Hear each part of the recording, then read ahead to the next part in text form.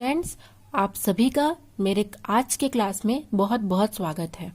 आज हम लोग इकाई 3 मेंडलीव की आवर्त सारणी की उपयोगिता और उसके दोष के बारे में पढ़ने वाले हैं। ठीक है, तो चलिए पढ़ना स्टार्ट करते हैं।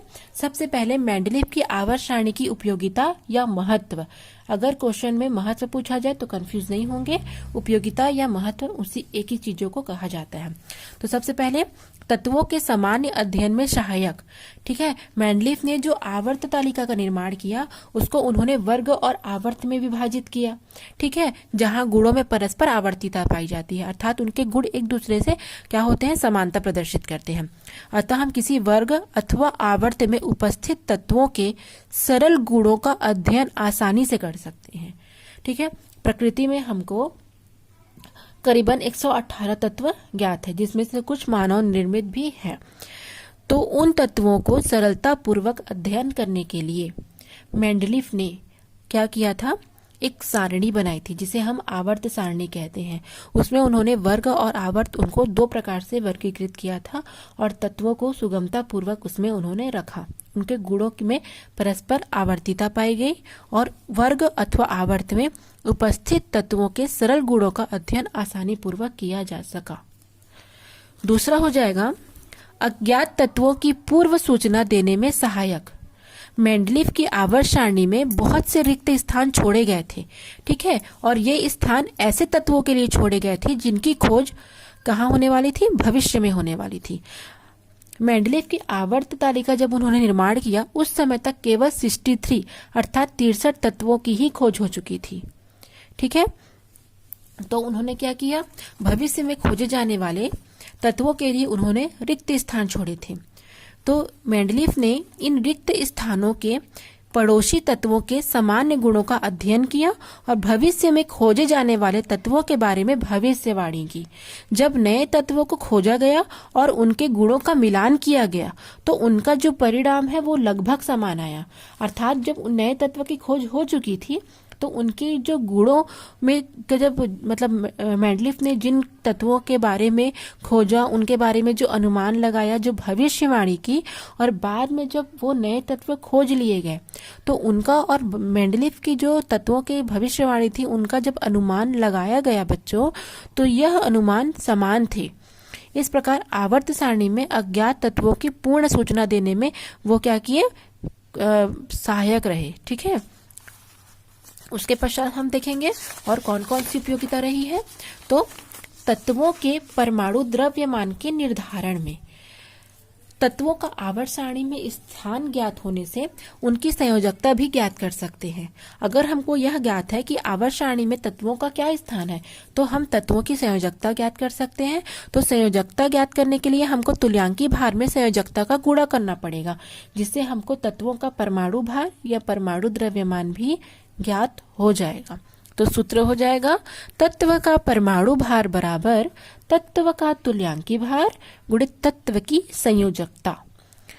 ठीक है, इस सूत्र से हमको परमाणु द्रव्यमान का निर्धारण करने में आसानी होती है। चौथा पॉइंट क्या है, परमाणु द्रव्यमान के संशोधन में। मेंडलीव की आवर्त सारणी में अनेक तत्वों के परमाणु द्रव्यमान को शुद्ध करने में, अर्थात उनको सही जगह रखने में, उनके संशोधन करने में बहुत आसानी हुई। जैसे उदाहरण के लिए हम बेरिलियम लेंगे तो बेरिलियम का तुल्यांकी भार 4.5 होता है। तो इसे क्या किया गया, त्रिसंयोजक मान करके इनका परमाणु द्रव्यमान, ठीक है, तुल्यांकी भार गुणित संयोजकता से ज्ञात किया गया तो 13.5 आया। तो 13.5 जब बेरिलियम का परमाणु द्रव्यमान आया, अर्थात परमाणु द्रव्यमान के अनुसार बेरिलियम को कार्बन जिसका परमाणु भार 12 और नाइट्रोजन जिसका परमाणु भार 14 होता है उसके मध्य स्थान मिलना चाहिए, किंतु ऐसा होता है क्या, ऐसा संभव नहीं है। कार्बन और नाइट्रोजन के बीच कोई रिक्त स्थान नहीं है।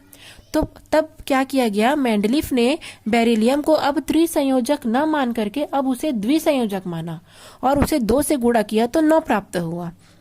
इसलिए इसे क्या रखा जाता है, इसे लिथियम के नीचे रखा जाता है। इसी तरह अनेक तत्वों के परमाणु द्रव्यमान के संशोधन करने में हमको आसानी हुई। तो इस प्रकार से मेंडलीव ने क्या किया, जो आवर्त तालिका का निर्माण किया उसमें बहुत सारे हमको उपयोग मिले, लेकिन उनका वो बेस परमाणु द्रव्यमान पर की है, वो आधार माने परमाणु द्रव्यमान को, और उसी आधार पर उन्होंने क्या किया, अपना आवर्त तालिका निर्माण किया। तो ये कुछ कारण से फेल हो गए। ठीक है, इतने सारे इन्होंने महत्व या उपयोगिता हासिल की, परंतु कुछ कारणों से ये फेल हो गए। तो अब हम उसी को पढ़ेंगे कि मेंडलीव की आवर्त सारणी के दोष, क्या दोष रहे आखिर, कि क्या इसमें त्रुटि रह गई। तो सबसे पहली त्रुटि तो यही रही है कि उन्होंने परमाणु द्रव्यमान लिया, जबकि आधुनिक आवर्त सारणी में परमाणु क्रमांक के आधार पर आवर्त तालिका का निर्माण किया गया। और आज हम जो आवर्त तालिका पढ़ते हैं वो आधुनिक आवर्त तालिका है, जो कि परमाणु क्रमांक पर बेस्ड है। तो मेंडलीव की आवर्त सारणी के दोष देखते हैं बच्चों। पहला है हाइड्रोजन की अनिश्चित स्थिति। मेंडलीव की आवर्त सारणी में हाइड्रोजन को अनिश्चित स्थान मिला, कोई स्थान ही नहीं मिला था उसको। पहले उपवर्ग में और सातवें उपवर्ग में स्थान दिया गया था, क्योंकि हाइड्रोजन पहले उपवर्ग के क्षार धातुओं के आयनों सोडियम पोटेशियम आयन के समान H+ आयन भी देता है, और सातवें के ए उपवर्ग के सदस्य जो हाइलाइड होते हैं, जैसे क्लोराइड, ब्रोमाइड, आयोडाइड, उसके समान भी ये हाइड्राइड आयन देता है। तो इसका कोई निश्चित स्थान नहीं है। ये H+ और H- दोनों के समान व्यवहार प्रदर्शित करता है। इस कारण इसे हम क्या कहते हैं, आवारा तत्व कहा जाता है। अनिश्चित स्थान के कारण, इसके अनिश्चित स्थान के कारण ही इसे हम आवारा तत्व कहते हैं, क्योंकि इसके कोई स्थान निश्चित नहीं है। दूसरा है समान गुणों वाले तत्वों को एक ही वर्ग में रखा गया है। तो मेंडलीव की आवर्त सारणी में कुछ तत्वों को जो गुणों में आपस में समानता रखते हैं, उसको एक स्थान में ना रख करके उसे अलग अलग स्थान में रख दिया गया। जैसे प्लेटिनम और सोने के जो गुण होते हैं वो एक दूसरे से समानता प्रदर्शित करते हैं, उसी प्रकार कॉपर और मर्क्यूरी के जो गुण होते हैं वो भी समानता प्रदर्शित करते हैं, फिर भी इनको अलग अलग वर्ग में अलग अलग रख दिया गया। तो ये उनका दूसरा और सबसे बड़ा दोष रहा है कि उन्होंने समान गुण वाले तत्वों को एक साथ ना रख करके उन्हें अलग अलग वर्गों में रख दिया। उसके पश्चात जो असमान गुण वाले तत्व हैं उनको उन्होंने एक ही वर्ग में रख दिया। ये उनकी तीसरी त्रुटि है कि मेंडलीव की आवर्त सारणी में कुछ तत्व जो गुणों में परस्पर भिन्नता रखते हैं, ठीक है, उन्होंने उसको एक ही वर्ग में देख दिया। जैसे मृदा धातु में कॉपर, सिल्वर, गोल्ड, और क्षार धातुओं में लिथियम, सोडियम, पोटेशियम के गुण अलग अलग हैं, फिर भी उन्होंने उसे एक ही वर्ग में रख दिया। चौथा क्या था, कुछ तत्व के परमाणु द्रव्यमान के क्रम का पालन नहीं करते हैं। कुछ तत्व ऐसे हैं जो परमाणु द्रव्यमान के क्रम को बिल्कुल फॉलो नहीं करते हैं।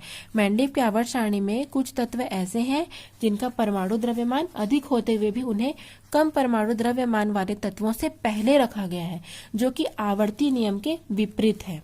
ठीक है, तो आर्गन का परमाणु क्रमांक होता है 39.9 को पोटेशियम 39.1 से पहले रख दिया गया है।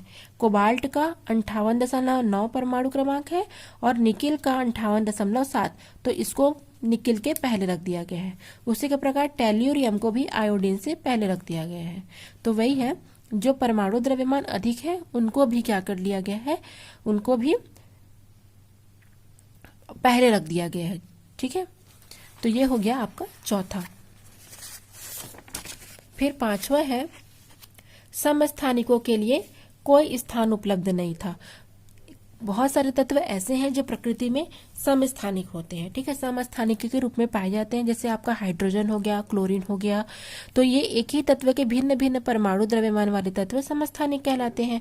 तो अतः परमाणु द्रव्यमान की दृष्टि से आवर्त सारणी में इन्हें अलग अलग स्थान मिलना चाहिए था, परंतु उन्होंने ऐसा नहीं किया, उनके लिए कोई स्थान उपलब्ध नहीं कराया। तो ये उनकी अगली त्रुटि थी। फिर है दुर्लभ मृदा तत्वों को उपयुक्त स्थान प्रदाप्त नहीं किया गया।